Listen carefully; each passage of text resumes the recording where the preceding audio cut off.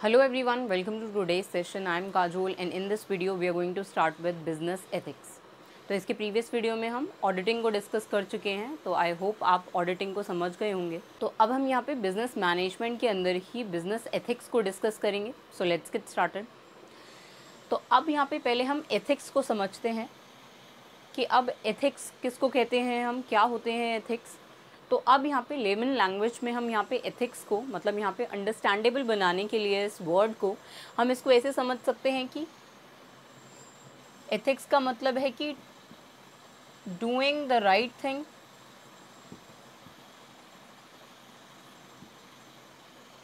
और वो जो राइट थिंग है मतलब जो सही चीज़ें हैं वो यहाँ पे है अकॉर्डिंग टू द सोसाइटी। मतलब सोसाइटी के पॉइंट ऑफ व्यू से जो चीज़ें राइट हैं वही चीज़ों को परफॉर्म करना। तो अब यहाँ पे बिजनेस एथिक्स है ये। अब ये तो हमने देखा एथिक्स जो है वो इंडिविजुअली एक पर्सन जो है वो अपने एथिक्स को फॉलो कर सकता है, पर अब यहाँ पे हम बिजनेस एथिक्स की बात कर रहे हैं। तो अब यहाँ पे सोसाइटी और बिजनेस जो है ये दोनों ही पार्टीज़ यहाँ पर एक सोशल कॉन्ट्रैक्ट में इंडल्ज होती हैं। एक सोशल कॉन्ट्रैक्ट होता है बिजनेस और सोसाइटी के बीच में। तो अब यहाँ पे वो सोशल कॉन्ट्रैक्ट कैसे है कि अब जो बिज़नेस है उसको हमने स्टार्टिंग में ही पढ़ा है कि यहाँ पे बिजनेसेस को सोसाइटी के अकॉर्डिंग एक्ट करना होता है, सोसाइटी के बेनिफिट के लिए वर्क करना होता है। और यहाँ पे सोसाइटी जो है वो बिज़नेस को एक्सेप्ट करती है कि वहाँ पे बिज़नेस एंटरप्राइज जो है वो वर्क कर सकती है, अपने ऑपरेशंस को परफॉर्म कर सकती है सोसाइटी के अंदर। और यहाँ पे सोसाइटी एज अ होल यहाँ पर उसके बेनिफिट के लिए यहाँ पर बिजनेसेस जो हैं वो एक्टिविटीज़ को परफॉर्म करते हैं। यहाँ पे बिजनेसेस को ये ध्यान देना होता है कि सोसाइटी को कोई हार्म नहीं होना चाहिए, और यहाँ पे सोसाइटी जो है वो एक्सेप्ट करती है बिजनेस एंटरप्राइज की एक्टिविटीज़ को, उसको सोसाइटी के अंदर ही ऑपरेट करने के लिए अलाउ करती है। तो इसीलिए यहाँ पर बिज़नेस और सोसाइटी के बीच में एक सोशल कॉन्ट्रैक्ट होता है। तो अब यहाँ पे बिजनेसेस जो हैं उनको यहाँ पे राइट थिंग्स को परफॉर्म करना है, तो इसीलिए हम यहाँ पे इसको बिजनेस एथिक्स बोल रहे हैं, जिसमें यहाँ पे बिजनेसेस जो हैं एक बिजनेस एंटरप्राइज के अंदर यहाँ पर और जो भी उससे एसोसिएटेड पार्टीज़ हैं उनको यहाँ पे एथिकली बिहेव करना है, मतलब राइट थिंग्स को परफॉर्म करना है, राइट एंड रॉन्ग के बीच में उनको डिस्टिंग्विश करना है और राइट थिंग्स को परफॉर्म करना है। तो अब यहाँ पे एथिक्स और मोरल्स जो हैं इनमें भी डिफरेंस होता है कि हम मोरल्स और एथिक्स को इंटरचेंजेबली यूज़ नहीं कर सकते। ये दोनों ही टर्म्स जो हैं वो डिफरेंट है।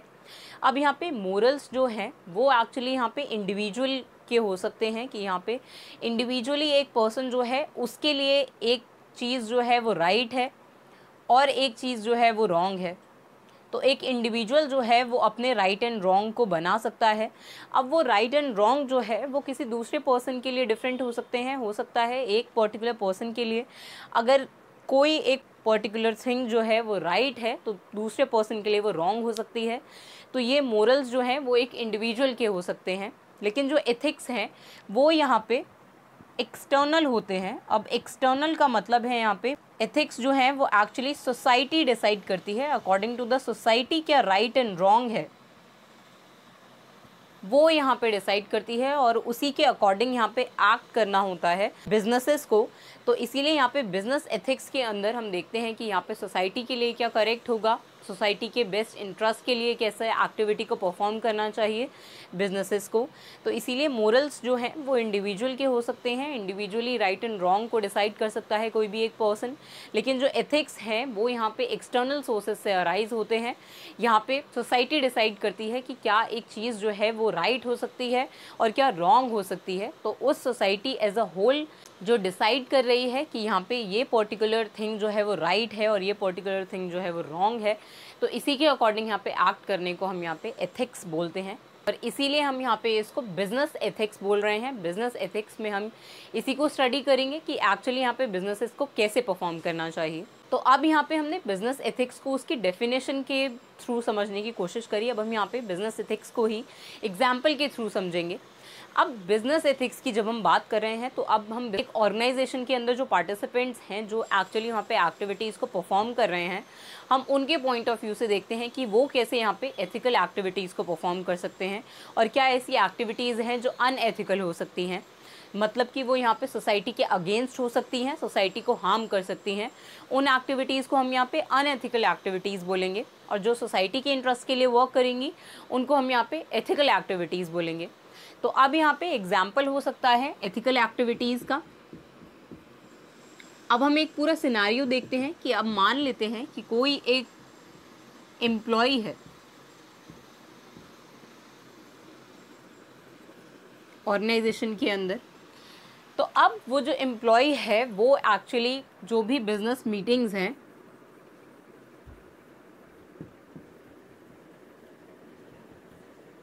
जो भी इम्पोर्टेंट बिजनेस मीटिंग्स हैं जहाँ पे डिसीजन मेकिंग होती है, वहाँ पर लेट्स से ऐसा डिसाइड हो गया है कि जो नेक्स्ट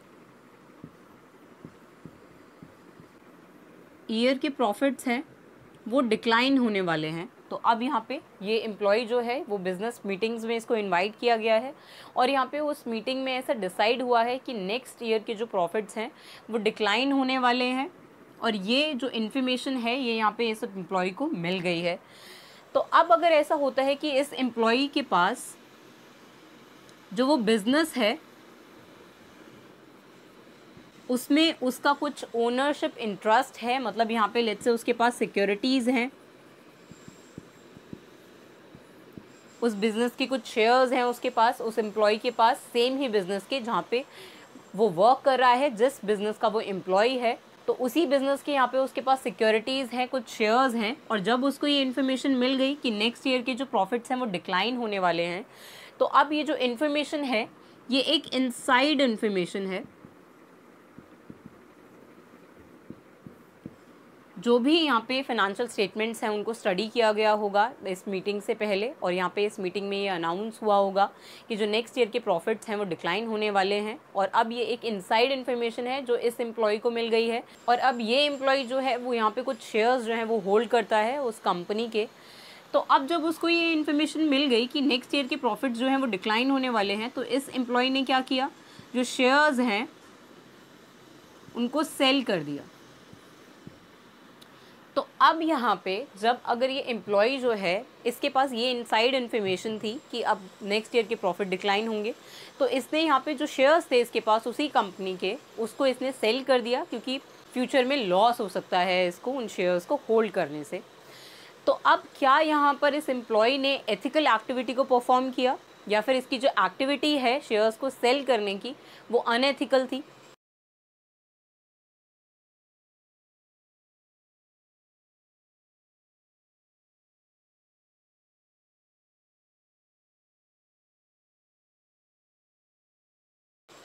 तो अभी हमने यहाँ पर देखा कि यहाँ पर एथिक्स में हम क्या देखते हैं, बिजनेस एथिक्स के अंदर हम ये देखते हैं कि सोसाइटी के लिए क्या बेनिफिशियल होगा।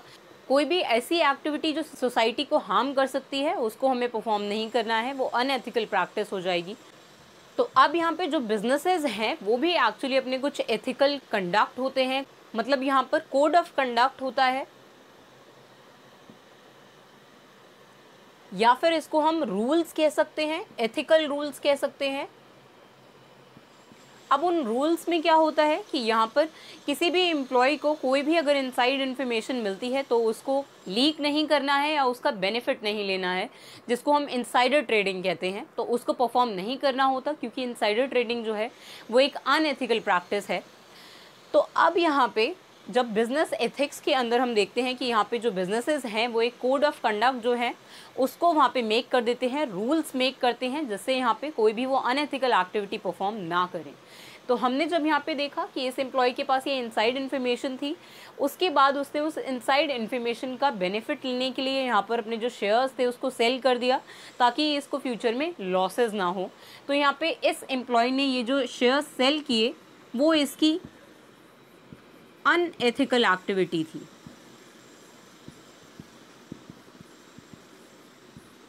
और जो भी रूल्स थे यहाँ पर, एथिकल रूल्स थे या फिर एथिकल कंडक्ट था, उसको यहाँ पर इस एम्प्लॉय ने परफॉर्म नहीं किया, इसीलिए इसने एक अनएथिकल एक्टिविटी को परफॉर्म किया। तो अब इसी एग्जाम्पल से हम यहाँ पर एथिक्स को समझ सकते हैं कि बिजनेस में यहाँ पर एथिक्स कैसे इम्प्लीमेंट हो सकते हैं। तो अब यहाँ पे हमने डिस्कस किया था कि मोरल्स और एथिक्स को हम इंटरचेंजेबली यूज़ नहीं कर सकते, ये दोनों टर्म्स जो हैं वो डिफरेंट होती हैं। मोरल्स जो हैं वो एक इंडिविजुअल से रिलेटेड हो सकते हैं और एथिक्स जो हैं वो सोसाइटी डिसाइड करती है कि क्या राइट है क्या रॉन्ग है। तो अब यहाँ पे हम इस डिफरेंस को एक एग्जाम्पल से समझ सकते हैं। इसके बहुत सारे एग्जाम्पल हो सकते हैं कि एक इंडिविजुअल के जो मोरल्स हैं वो यहाँ पे सोसाइटल एथिक्स से कैसे डिफरेंट हो सकते हैं। तो इसका एक एग्जाम्पल लेते हैं हम। तो अब यहाँ पे आपने एक मूवी देखी होगी गुजारिश। तो इस मूवी के अंदर जो प्रोटैगनिस्ट है वो एक्चुअली रिक्वेस्ट करता है फॉर यूथनेशिया, जिसका मतलब होता है कि यहाँ पे जो पर्सन है वो रिक्वेस्ट कर रहा है फॉर हिज और हर ओन डेथ, कि उसको अलाउ कर दें कि ही मे डाई। तो अब यहाँ पे हम मोरालिटी और एथिक्स को एक डॉक्टर के पॉइंट ऑफ व्यू से समझेंगे इस मैटर के अंदर, जहाँ पे एक पर्सन जो है उसने रिक्वेस्ट किया है टू यूथनाइज, मतलब यहाँ पे वो जो डॉक्टर है उसको यूथनाइज करना है अपने पेशेंट को। तो अब यहाँ पे ये डॉक्टर जो है उसके मोरल बिलीव्स जो है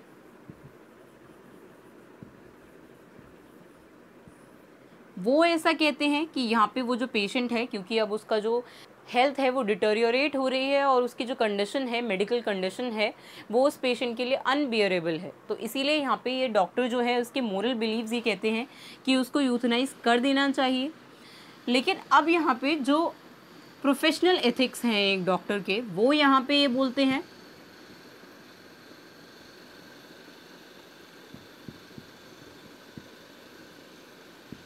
मतलब यहाँ पे जो स्टैंडर्ड्स हैं फॉर हेल्थ प्रोफेशनल्स वो यहाँ पे ऐसा बोलते हैं कि यहाँ पर उस पेशेंट को यूथनाइज नहीं करना चाहिए। पर यहाँ पे वो जो डॉक्टर है वो पर्सनली ऐसा बिलीव करता है, जैसे हमने यहाँ पर देखा कि मोरल्स जो हैं वो एक इंडिविजुअल के पॉइंट ऑफ व्यू से क्या चीज़ राइट है और क्या रॉन्ग है ये डिफ़ाइन करते हैं। लेकिन जो एथिक्स हैं वो यहाँ पे ये बताते हैं एक्सटर्नल, कि एक्सटर्नली मतलब सोसाइटी के पॉइंट ऑफ व्यू से यहाँ पे क्या राइट और क्या रॉन्ग होगा। तो अब यहाँ पे जैसे डॉक्टर के केस में हमने देखा कि मोरल्स जो हैं, डॉक्टर के जो मोरल्स हैं वो ये ऐसा बोलते हैं कि उसको अलाउ कर देना चाहिए यूथनाइज करने के लिए पेशेंट को। लेकिन अब यहाँ पर जो एथिक्स हैं, प्रोफेशनल एथिक्स हैं यहाँ पर जो डॉक्टर के, वो यहाँ पर उसको अलाउ नहीं करते कि उसको यहाँ पे यूथनाइज कर देना चाहिए उस पेशेंट को।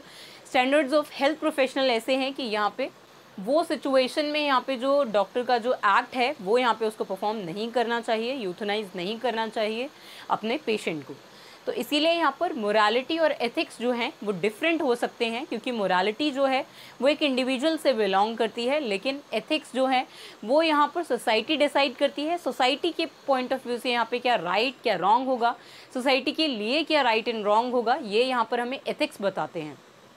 तो जैसे अभी हमने एम्प्लॉय का एग्जांपल लिया कि अब क्योंकि यहाँ पे एम्प्लॉय जो है वो एक्चुअली यहाँ पे मोरली उसको ये करेक्ट लगा कि क्योंकि उसके पास जो अभी प्रीवियस एग्जांपल में हमने देखा एथिक्स के एग्जांपल में कि यहाँ पे एम्प्लॉय जो है वो यहाँ पे उसके पास शेयर्स भी थे उस कंपनी के और वो उस कंपनी का एम्प्लॉय भी था, इसीलिए यहाँ पे उसको बिज़नेस मीटिंग्स में इन्वॉल्व किया गया और उस बिज़नेस मीटिंग में उसे पता चला कि एक्चुअली जो है वो लॉस होने वाला है नेक्स्ट ईयर यहाँ पे कंपनी को। तो अब इस एम्प्लॉय ने उस इंफॉर्मेशन का यूज़ करके यहाँ पे शेयर्स को सेल कर दिया। तो अब यहाँ पे मोरली इस एम्प्लॉय को ऐसा लगा कि शेयर्स को सेल करना यहाँ पे करेक्ट था, लेकिन अब यहाँ पे एथिक्स कहते हैं, बिजनेस एथिक्स कहते हैं कि ये एक्टिविटी जो है शेयर सेल करने की, तो इस एक्टिविटी को यहाँ पे इस एम्प्लॉय को परफॉर्म नहीं करना चाहिए था, क्योंकि ये बिजनेस के लिए अनएथिकल होगा, एक अनएथिकल प्रैक्टिस होगी। क्योंकि यहाँ पे इस एम्प्लॉय के जो बिजनेस एथिक्स हैं वो यहाँ पे ये बोलते हैं कि उसको कोई भी इनसाइड इन्फॉर्मेशन जो है उसका बेनिफिट जो है उसको नहीं लेना, अनफेयर बेनिफिट जो है उसको नहीं लेना है। लेकिन इस एम्प्लॉय ने यहाँ पे उन शेयर्स को सेल करके यहाँ पे एक अनएथिकल एक्टिविटी को परफॉर्म किया है। तो इसीलिए यहाँ पे मोरल्स और एथिक्स जो हैं वो डिफरेंट हो सकते हैं, हम इन टर्म्स को इंटरचेंजेबली यूज नहीं कर सकते।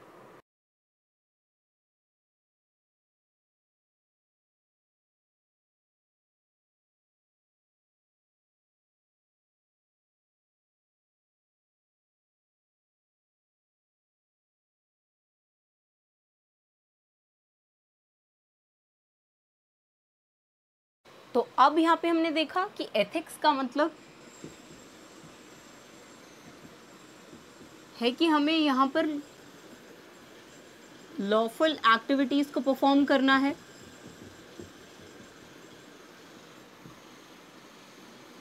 रूल्स एंड रेगुलेशंस जो हैं ऑर्गेनाइजेशन के लिए उसको परफॉर्म करना है, जो भी कोड ऑफ कंडक्ट है उसको फॉलो करना है। तो अब बिजनेस एथिक्स को हम ऐसे ही समझ सकते हैं कि हमें बिजनेस के अंदर जो है वो लॉफुल एक्टिविटीज़ को परफॉर्म करना है और यहाँ पे रूल्स एंड रेगुलेशंस को फॉलो करना है और according to the code of conduct act करना है, कोड ऑफ कंडक्ट को फॉलो करना है। यहाँ पे जो भी ड्यूटीज़ हैं इंडिविजुअल्स की ऑर्गेनाइजेशन के अंदर वो सभी यहाँ पे एथिकली परफॉर्म करनी है। जो भी सारे ही इंडिविजुअल्स को, जो भी एम्प्लॉयज़ हैं ऑर्गेनाइजेशन के अंदर, जो मैनेजर्स हैं, उन सभी को यहाँ पे एथिकली परफॉर्म करने हैं अपनी एक्टिविटीज़ को। हमने यहाँ पे अनएथिकल होने का भी एग्जाम्पल देखा। अब यहाँ पे ऐसा भी हो सकता है, सिर्फ यही एग्जाम्पल नहीं जिसमें यहाँ पे एम्प्लॉय ने इनसाइडर ट्रेडिंग को परफॉर्म किया, बल्कि यहाँ पर और भी एग्जाम्पल हो सकता है अनएथिकल होने का कि यहाँ पे कोई एम्प्लॉय जो है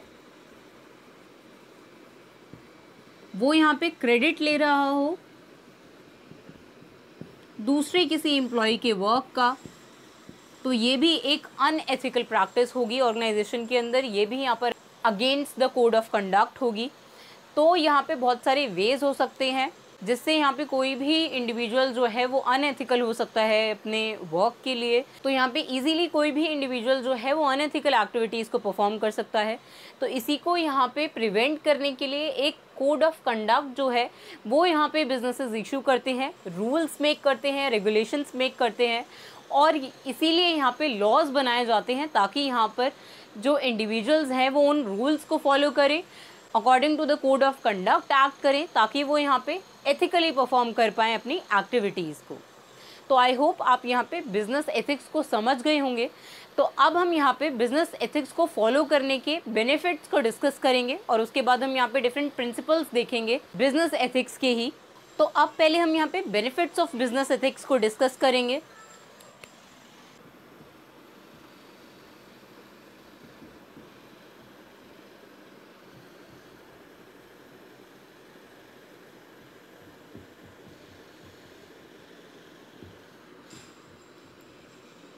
तो अब यहाँ पे फर्स्ट है कि यहाँ पे बिजनेस एथिक्स को फॉलो करके यहाँ पे जो बिजनेसेस हैं वो कंपेटिटिव एडवांटेज को गेन कर सकते हैं।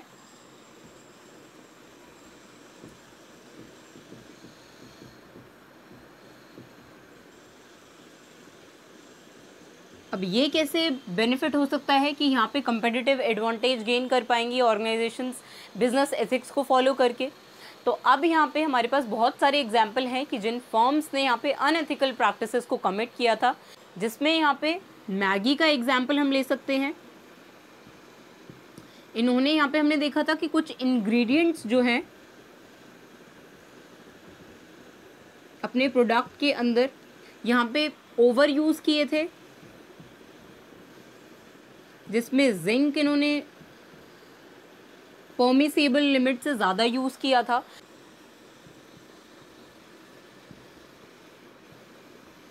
तो इसीलिए यहाँ पे ऐसी जो कंपनीज हैं जो अनएथिकल प्रैक्टिसेस को कमिट करती हैं उनको यहाँ पे सोसाइटी बॉयकॉट करती है और इससे यहाँ पे जो दूसरे बिजनेसेस हैं उनको कम्पिटिटिव एडवांटेज मिलता है, वो फ्लॉरिश करते हैं। यहाँ पे loss of one is benefit for another हो जाता है। तो इसीलिए यहाँ पे सनफीस्ट ने यहाँ पे मैगी की मार्केट को केटर किया, पूरा जो मार्केट शेयर था मैगी का उसको यहाँ पे कैप्चर कर लिया। तो इसीलिए यहाँ पे एक कंपेटिटिव एडवांटेज जो है वो उस ऑर्गेनाइजेशन के लिए हो जाता है जो एथिकल प्रैक्टिसेस को कमिट करते हैं, क्योंकि यहाँ पे सोसाइटी जो है वो अनएथिकल प्रैक्टिसेस को परफॉर्म करने वाली फर्म्स को यहाँ पे बॉयकॉट कर देती है, और यहाँ पे जो रेपुटेशन है उस कंपनी की वो वहाँ पर अफेक्ट होती है, और इसीलिए यहाँ पे दूसरी फर्म्स जो हैं उनके लिए ऑटोमेटिकली एक कंपेटिटिव एडवांटेज जो है वो क्रिएट हो जाता है। अब इसका दूसरा पर्सपेक्टिव भी है, जैसे हमने यहाँ पे टाटा का एग्जाम्पल ले सकते हैं कि यहाँ पे जो भी स्टडीज़ कंडक्ट होती हैं जिसमें यहाँ पे हम देख सकते हैं कि कौन सी ऐसी फर्म्स हैं जो रिनाउंड हैं यहाँ पर फॉर परफॉर्मिंग एथिकल एक्टिविटीज़। तो यहाँ पे टाटा का एग्जाम्पल हम ले सकते हैं। यही एग्जाम्पल यहाँ पे सूटेबल है कि इसीलिए यहाँ पर ये ऑर्गेनाइजेशन जो है वो इतना फ्लॉरिश करते हैं, क्योंकि ये एथिकली यहाँ पर अपने बिजनेस को परफॉर्म करते हैं। इसीलिए एक कंपेटिटिव एडवांटेज जो है वो क्रिएट होता है इन फर्म्स के लिए। तो इसीलिए यहाँ पर ये एक बेनिफिट है बिजनेस एथिक्स को परफॉर्म करने का कि यहाँ पे कंपेटिटिव एडवांटेज जो है वो क्रिएट हो जाता है ऑर्गेनाइजेशन के लिए। तो अब यहाँ पे इसी से दूसरा बेनिफिट भी जनरेट होता है कि यहाँ पे जो एथिकल ऑर्गेनाइजेशंस हैं उनको यहाँ पे सोसाइटी जो है वो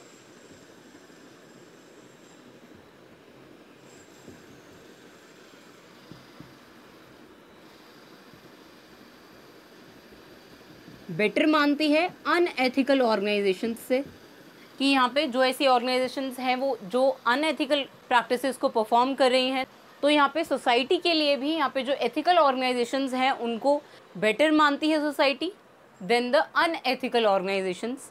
तो ये भी यहाँ पे बेनिफिट होता है ऑर्गेनाइजेशंस के लिए बिजनेस एथिक्स को परफॉर्म करने से, कि यहाँ पे सोसाइटी जो है वो एथिकल ऑर्गेनाइजेशंस को बेटर मानती है than the unethical organisations.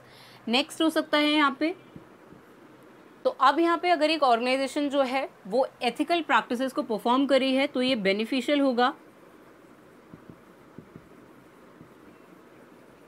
For stake holders. मतलब यहाँ पे अगर एक ऑर्गेनाइजेशन जो है वो एथिकल प्रैक्टिसेस को परफॉर्म कर रही है, बिजनेस एथिक्स को फॉलो कर रही है, तो यहाँ पे सारी स्टेक होल्डर्स के लिए ये बेनिफिशियल होगा, जिसमें यहाँ पे कस्टमर्स भी आ सकते हैं, उनके लिए भी बेनिफिशियल होगा, क्योंकि यहाँ पे सोसाइटी के ही राइट एंड रॉन्ग को यहाँ पे केटर कर रहे हैं बिजनेसेस बिजनेस एथिक्स को फॉलो करके। तो इसीलिए कस्टमर के लिए भी बेनिफिशियल होगा, शेयर होल्डर्स के लिए भी बेनिफिशियल होगा, क्रेडिटर्स के लिए भी, मैनेजर्स के लिए भी। तो इसीलिए यहाँ पे बिजनेस एथिक्स को अगर कोई ऑर्गेनाइजेशन जो है वो फॉलो करती है तो ये बेनिफिशियल होगा सारी ही स्टेक होल्डर्स के लिए भी। और अब इससे यहाँ पे बिजनेसेस जो हैं वो यहाँ पे अवॉइड कर पाएंगे कोई भी क्रिमिनल एक्टिविटीज़ को, अगर वो एथिकली वर्क करेंगे तो यहाँ पे बिजनेसेस जो है वो कोई भी क्रिमिनल एक्टिविटी को परफॉर्म नहीं करेंगे, क्योंकि यहाँ पे उनके पास कुछ रूल्स एंड रेगुलेशंस हैं, उनके पास कोड ऑफ कंडक्ट है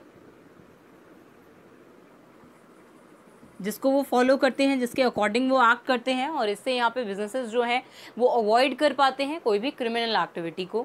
और ये भी यहाँ पे बिजनेसेस के लिए बेनिफिशियल होता है, जिससे इनकी रेपुटेशन जो है वो भी यहाँ पे सेफ गार्ड होती है।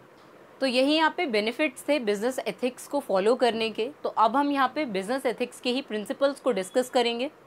तो अब यहाँ पे प्रिंसिपल्स ऑफ बिजनेस एथिक्स का मतलब है कि यहाँ पे जो universally accepted right and wrong है बिजनेस के पॉइंट ऑफ व्यू से, तो उन प्रिंसिपल्स को हम यहाँ पे डिस्कस कर रहे हैं।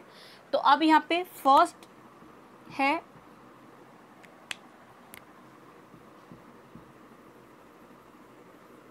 ट्रांसपेरेंसी। तो अब यहाँ पे बिजनेस एथिक्स के अंदर ट्रांसपेरेंसी होनी चाहिए। अब यहाँ पे ट्रांसपेरेंसी का मतलब है कि कोई भी जो मटेरियल इंफॉर्मेशन है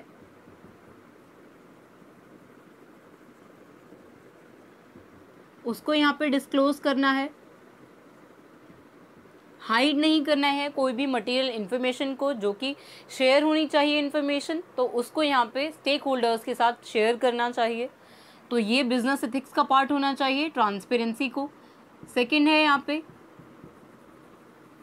फेयरनेस, फेयरनेस होनी चाहिए शेयर होल्डर्स, कस्टमर्स, सप्लायर्स और जो भी यहाँ पे स्टेक होल्डर्स हैं उनके बीच में, मतलब यहाँ पे कोई भी बायसनेस नहीं होनी चाहिए शेयर होल्डर्स के साथ, मैनेजमेंट के साथ, कस्टमर्स या फिर सप्लायर्स के साथ। तो स्टेक होल्डर्स को इक्वली ट्रीट करना है, यहाँ पे फेयरनेस के साथ ट्रीट करना है सारे ही स्टेक होल्डर्स को। तो ये भी यहाँ पे बिजनेस एथिक्स का पार्ट होना चाहिए। तो नेक्स्ट है यहाँ पे ट्रूथ। अब यहाँ पे जो भी इंफॉर्मेशन है, लेट्स से अगर यहाँ पे कंपनी का जो प्रोस्पेक्टस है या कोई भी ऐसी स्टेटमेंट्स हैं, फाइनेंशियल स्टेटमेंट्स हैं,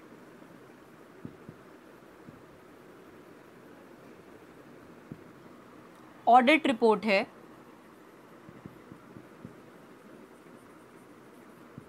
या फिर यहाँ पे एनुअल रिपोर्ट है कंपनी की, तो ये जो सारी ही इंफॉर्मेशन है कंपनी के रिगार्डिंग, तो यहाँ पे उन सारी इंफॉर्मेशंस में कुछ भी ऐसा मिसलीडिंग नहीं होना चाहिए, कोई भी फॉल्स स्टेटमेंट जो है वो वहाँ पे यूज़ नहीं होनी चाहिए इन सारे ही इंफॉर्मेशन में, जिससे यहाँ पे स्टेक होल्डर्स को कंपनी के बारे में इंफॉर्मेशन मिलती हो। तो ऐसी किसी भी स्टेटमेंट के अंदर कोई भी मिसलीडिंग स्टेटमेंट नहीं होनी चाहिए, कोई भी मिस स्टेटमेंट नहीं होनी चाहिए, जिससे यहाँ पे जो भी कंसर्न पार्टीज़ हैं उनको कोई फॉल्स इन्फॉर्मेशन जो है वो कन्वे हो।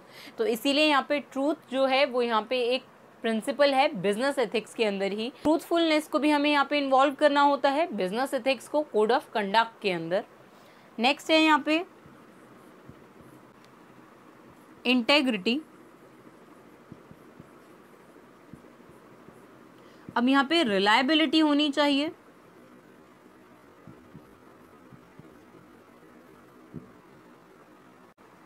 लेट्स से अगर यहाँ पे कंपनी ने कोई कमिटमेंट दिया है किसी भी कंसर्न पार्टी को, कस्टमर्स को या फिर सप्लायर्स को, तो वहाँ पे उस कमिटमेंट को फुलफिल करना होता है ताकि वो कंपनी जो है वो अपनी रिलायबिलिटी को प्रूव कर पाए और इससे वो फिर इंटेग्रिटी को फॉलो करे। तो इसीलिए यहाँ पे इंटेग्रिटी जो है वो बिजनेस एथिक्स का एक प्रिंसिपल है। नेक्स्ट है यहाँ पे वैल्यू बेस्ड। अब यहाँ पे बिजनेस एथिक्स में यहाँ पे लॉ कंटेंट होगा, यहाँ पे रूल्स एंड रेगुलेशंस होंगे,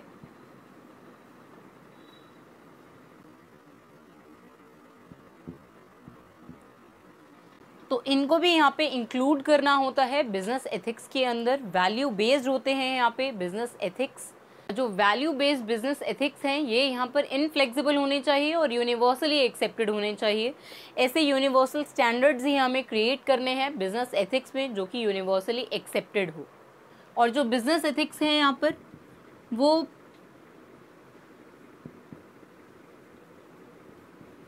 फ्रॉम द टॉप होते हैं, मतलब जो टॉप मैनेजमेंट है, जो लीडरशिप है, वही यहाँ पे इन एथिक्स को मेक करती है, वही यहाँ पे इन एथिक्स को, बिजनेस एथिक्स को कन्वे करती है टू द लोअर लेवल, ताकि यहाँ पे थ्रू आउट द ऑर्गेनाइजेशन जो है वो बिजनेस एथिक्स जो हैं वो फॉलो हो पाए। तो यही यहाँ पे कुछ प्रिंसिपल्स थे बिजनेस एथिक्स के। तो आई होप आप यहाँ पे बिजनेस एथिक्स को समझ गए होंगे। इसको हमने एग्जाम्पल के थ्रू भी समझा और इसके कंसेप्ट को भी हमने डिस्कस किया। तो अब इसके नेक्स्ट वीडियो में हम अप्रोचेस टू बिजनेस एथिक्स को डिस्कस करेंगे। So see you in the next video. Thank you.